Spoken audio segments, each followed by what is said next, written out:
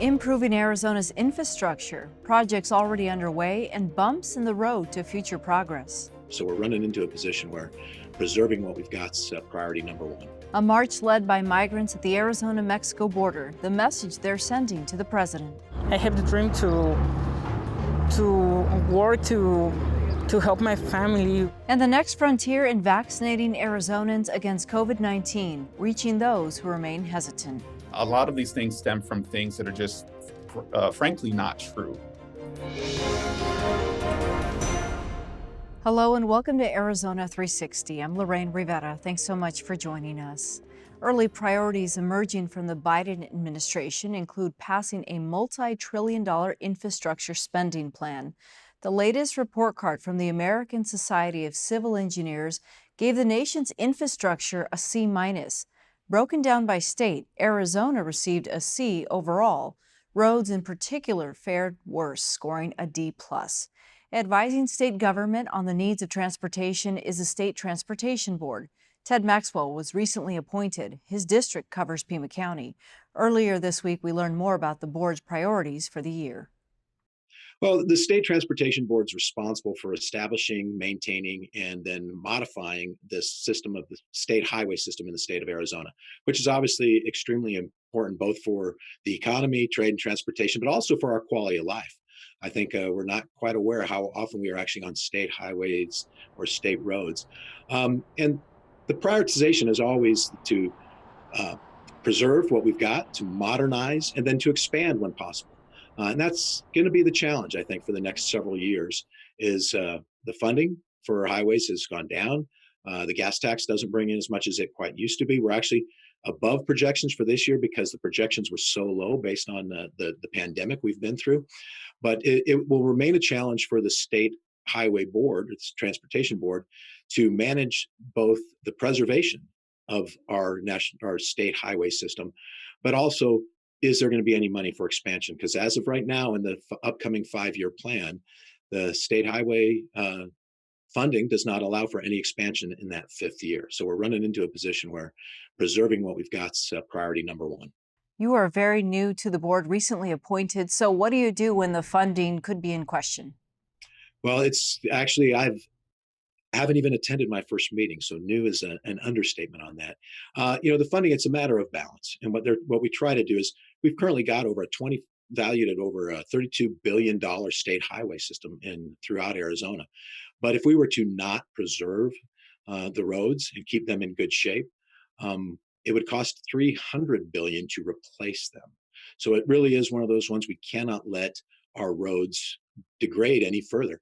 Over the last decade, they've gone from about a set overall, talking bridges, talking interstates, and talking the local roads, have gone from a rating of about 78%, 79% in good condition to less than 50 on almost all those different categories.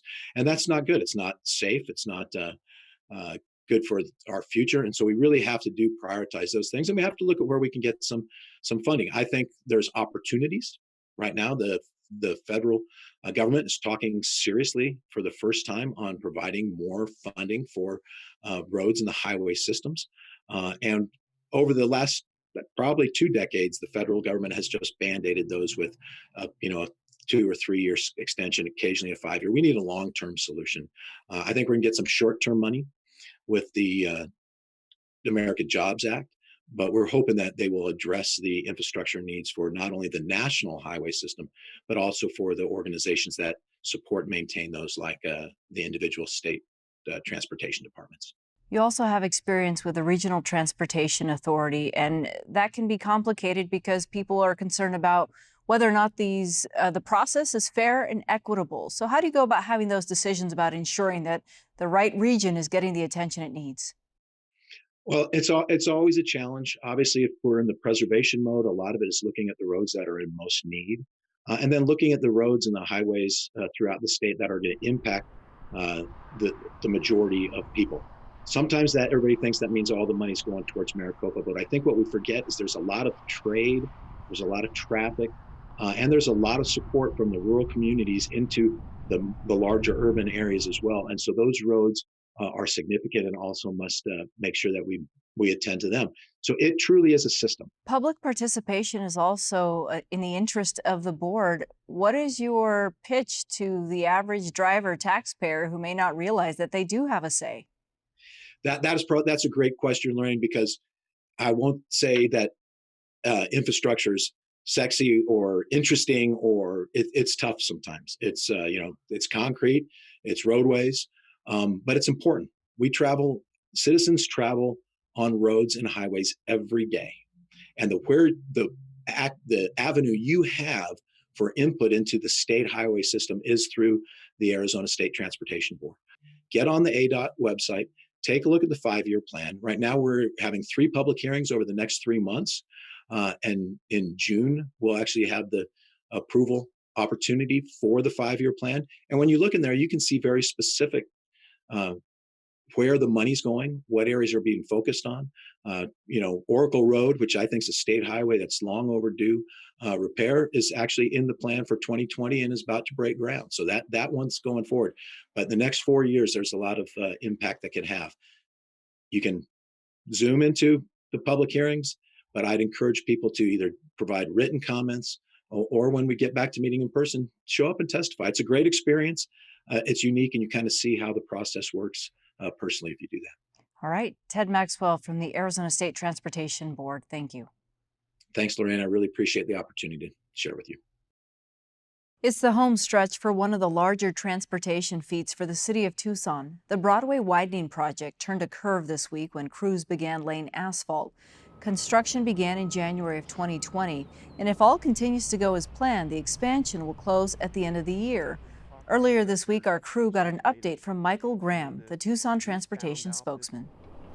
Base paving is the first layer of pavement that goes down. We use a thicker aggregate or a thicker rock in it to form a stronger base, and then we'll come back and when we do the final lift, which will be the final paving, we'll do that at the end of the project, and that's a little bit finer aggregate and more of a smoother ride. And so right now we're scheduled to pave through this week and plan on shifting traffic to the north side of the roadway between roughly Park and Tucson Boulevard. For those of us who are not civil engineers, this looks like it has taken far too long. But really, from what I understand, a lot of the work has taken place underground. Yes, and so a lot of our capital projects, this is a Regional Transportation Authority project, voter approved back in 2006. And on our capital projects, RTA widening projects, everything's new, from sidewalks to street lights, new ADA ramps, landscape median islands. But what happens underneath the ground is we make all those infrastructure improvements underground. So for instance, Broadway West, this project from Euclid to Country Club, underneath this roadway right here, we have a 90-inch storm drain basically from Euclid all the way to Country Club. That takes a lot of time, and as many people that have driven this project saw those big storm drain pipes, they understand that those have to go in underground. The infrastructure underneath, it was overdue. I mean, it needed this, absolutely. this system. Absolutely, yeah. I mean, what we have now in place under this roadway will capture a 100-year flood event. And also it's better for the asphalt, because while we live in a desert and we like to have rain and we need rain, a lot of times stormwater can be the enemy to asphalt. If there's a crack in the asphalt, the water gets in the crack, it undermines the subgrade, boom, that's when you get potholes. Though this stretch is less than 3 miles long, it required about 100,000 feet of new piping. We've put in 19 miles of underground pipe on this section of Broadway. So it was a lot of work. It takes a lot of time. The good news is all that infrastructure was on the north side of the roadway, so the 90-inch storm drain. The south side is going to go much quicker because we're not putting any of the massive storm drains in there. Water lines are already tied in. There'll be a little bit of sewer connections that we need to do. So the south side is going to go much, much quicker. Okay, you officially launched January 2020. The plan was to go for 20 months. Will you hit that target? We'll be complete with this project at the end of this year. And that's good news. Yes, it is good news, because what people are getting is they're getting a new roadway. It'll be 6 lanes. There's bus pullouts on there. It's a great project, and there was a lot of work that went into this project during the design phase, and we involved a lot of people. We had a task force and we involved a lot of the businesses. It's a very good project. Along the way, there were some historic homes that were moved. There were some businesses that had to shift, so to speak. Are you confident after here we are, a year into the project that this actually did what it was intended to do for the community and infrastructure? Yeah, I think what people have here, the end product is going to be a much safer facility. Sidewalks, didn't have sidewalks before. Street LED street lights. We have hawk pedestrian crossings going in. So it's an improvement, and it's safety improvement is really what it is. Construction of a major transportation hub in Nogales is nearly complete. State Route 189 links the Mariposa port of entry to Interstate 19. It's a $134 million project coming in under budget and ahead of schedule. And as Jaime Chamberlain from the Greater Nogales-Santa Cruz County Port Authority explains, it's a game changer when it comes to cross-border trade.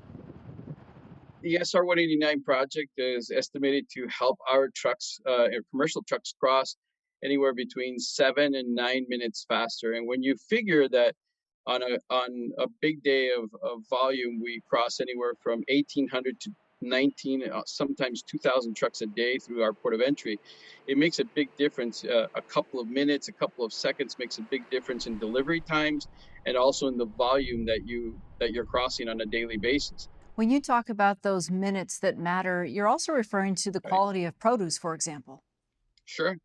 We're working with a perishable product. It's extremely important that we get our products in on time. We have deadlines that we have to meet. We have contractual commitments that we have with chain stores and food service companies all over North America. So time is very critical for us.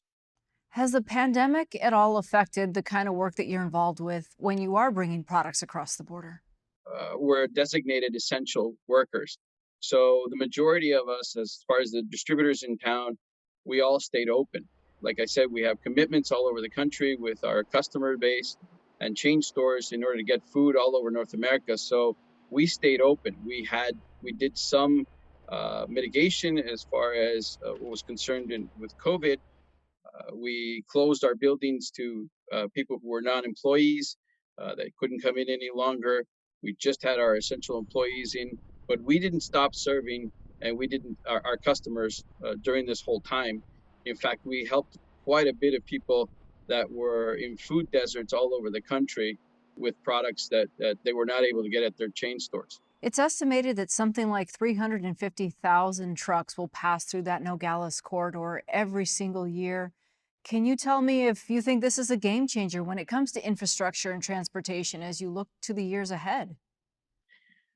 You know, the 365,000 trucks that crossed last year was a record-breaking year, and we are working consistently on a daily basis to increase that as well. Our next goal is 400,000 trucks a year, and we believe that we can do that with the partnership that we have with CBP, and obviously our infrastructure is extremely important, not only for the impact of trade immediately, but the SR 189 project started in about the first week of March, and the shutdowns of the rest of the state and restaurants and things like that were at the end of March. The construction tax dollars that have been generated throughout this whole construction project have been absolutely incredible help to the city of Nogales with their sales tax generation. Because of the travel restrictions that we've had at the border, we've seen limited crossings of people from Hispanics coming into the state of Arizona to spend their money either here on our border in Nogales, Arizona, or along in Tucson or Phoenix as well. So the construction project has really, really helped the city and the county coffers during a very difficult time. And as you've said before, what happens in this region impacts the rest of the country, not just for economics, but also for food and products across the country. Right. We always say we're a very small community of 22,000 people in Nogales, Arizona, but almost $30 billion worth of cross-border trade is done here on a yearly basis. And there's entrepreneurs like myself and many other stakeholders that are working toward increasing that every single day. And we believe in what we do in this community is important for the rest of our country.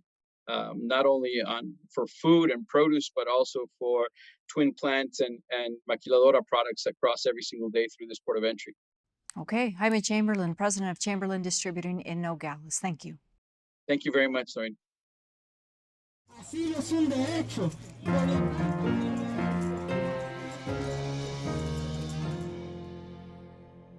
Our next story also takes place in Nogales, where across the border in Sonora, migrant families seeking asylum are closely watching the Biden administration's next steps on immigration. Many of them and their supporters marched recently to amplify their concerns. Tony Paniagua was there and has this report.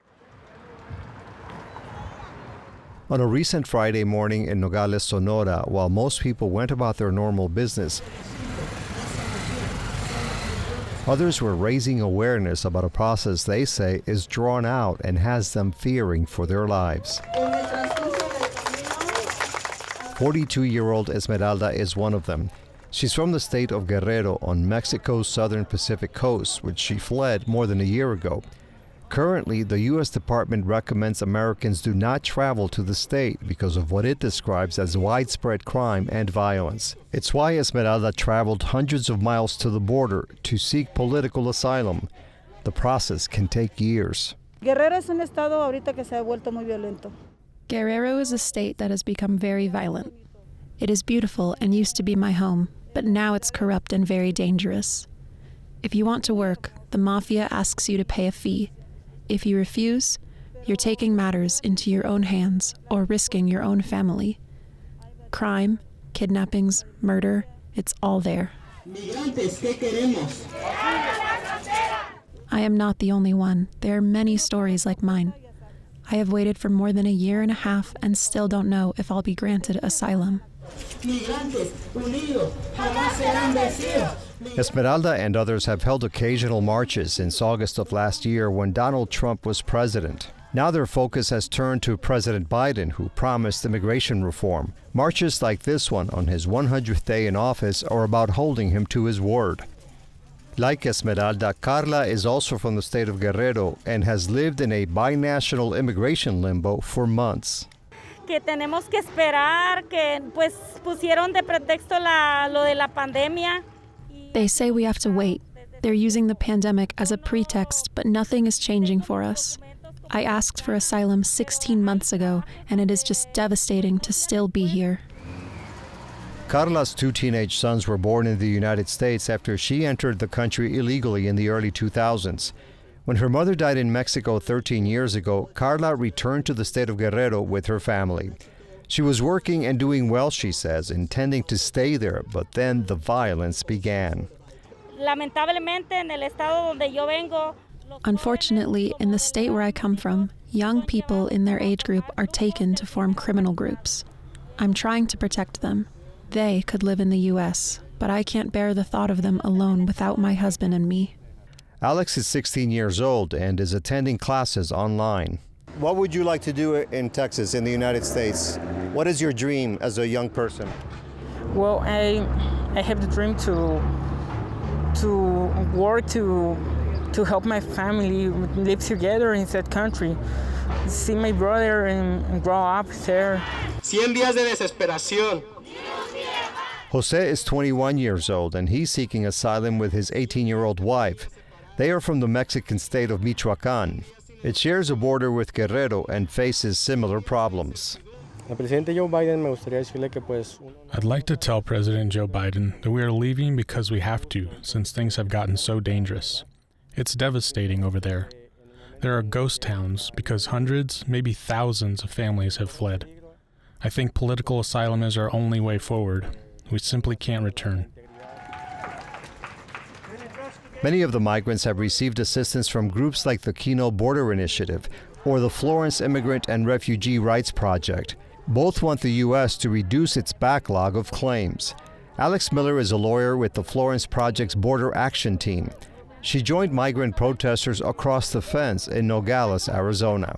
We are seeing small changes in policies, small openings and opportunities for folks to have access to safety, but not everyone on the other side of the border has access to legal services. And my team is only 5 people. So when you think of the hundreds, if not thousands of people who have been waiting since March 2020, we're only kind of getting at the tip of the iceberg. Tracy Horan has worked for the Kino Border Initiative in Nogales, Mexico for a couple of years. Crime has increased here. I talk to migrants every day who have been threatened, who have been kidnapped or have had attempted kidnappings on them. Kino Border Initiative's executive director, Joanna Williams, has also seen the emotional stress that some families are experiencing. I remember a dad crying to me last week. He said, "What am I going to do with my kids? What am I going to tell my kids? We have just one small room that we're all piled into, and I don't know if I'm going to be able to go back and feed my family." For Esmeralda, one of the many migrants in Nogales, Mexico, who is waiting to hear about her asylum case, standing at the international boundary is bittersweet. It's just a wall that separates us, yet we are finding it very difficult to get across. I look there and I see peace, very desirable peace. I am not losing my hope nor my faith, and if I am granted political asylum, I will continue fighting for other people. We have to try to help others.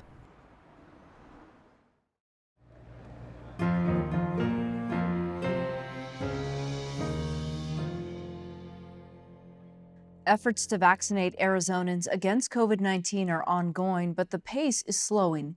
The number of doses administered each day is down from peaks seen in late March and early April. This week, FEMA rolled out 2 mobile vaccine units in Pima County in hopes of making it easier for people to get a shot. Their first stops included Pima Community College's West and Desert View campuses. Anyone 18 and older can walk up on a first-come, first-served basis. No appointment or ID is necessary. The units will spend a few days at each site before relocating. The goal is to reach people in hard-hit communities. Here's FEMA's Region 9 Acting Administrator, Tammy Luttrell. We'll go to the people. The people won't have to worry about coming to fixed facilities for vaccination. It's going to provide equitable access. Now we're reaching people that have had the opportunity several times to get the vaccine, and for whatever reason, they're conflicted. And that was Pima County Supervisor Adelita Grijalva. Declining administration rates nationwide is a cause for concern among some experts, worried that hesitancy could delay the country from reaching herd immunity. We discuss some of those reasons and what the science says with University of Arizona immunologist Dr. Michael Johnson. Well, some of the reasons stem from just not having access to the right type of information. It could be they heard an anecdote on, social media. Their cousin's baby's mama's friend had, told them about something. But a lot of these things stem from things that are just frankly not true. To be fair, though, there have been some challenges throughout this pandemic. I mean, first it involved masks, and then the Johnson & Johnson vaccine caused quite a bit of a stir. So if you are sitting out there and wondering, is this the right move for me? How do you navigate those feelings? Well, first, I think it's important to point out that the American public right now is seeing the scientific process in action.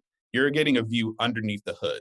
And as scientists, when we're trying to do things, when we're actively trying to disprove our hypothesis, right? We have an idea of what will happen, and we say, well, let me do experiments to prove or disprove that hypothesis so that we know that moving forward, that we are correct under a vast set of conditions. With the Johnson & Johnson, when that got taken off, that actually proves that the system does work, instead of us saying, well, let's just leave this on the market. It might hurt people. Screw them. No, we don't say that. We say, well, let's actually make sure that this is this is verified, this is safe for people to take. The thing with masks is like, well, we didn't actually have great data on how masks do protect people. So we had to do all those studies on the fly to actually figure out, well, respiratory droplets would get caught in the mask. So again, you're seeing the scientific process in action. Much of the concern from people who are skeptical surrounded that this vaccine came to market much too quickly. This is what you study. What do you say to them? Well, what I can tell you is that the safety period of study for this particular vaccine did not change from any other vaccine. What ends up happening is when you're trying to get something to market, there's a lot of market analysis. Will the community need this vaccine? Will the community need this drug? There's also a lot of manufacturing that you have to do, which you don't do until you do that market research. Otherwise, you would lose out on all the money that you poured into something if somebody actually doesn't need that. What happened in making these particular COVID vaccines is actually those processes started to overlap. So the safety data was actually done at the same time as manufacturing, and the market research wasn't necessarily needed because it was pretty obvious. And a lot of those processes were also supported by the government so that they could actually be accelerated. That was actually Project Warp Speed. But again, the safety period, the study period, that actually did not change. It's just that everything was overlapping, and that's what sped up the whole process. For the families who are watching this and hearing the news that children could be vaccinated here very quickly, what do you recommend to them about the best research for their family as they debate whether or not they should do this? Well, I think that it's important for you to make sure that your sources are real. And by that, I mean, if you see a meme on Facebook, if you see a meme on other social media, those are sources that anyone can really make up at any particular time.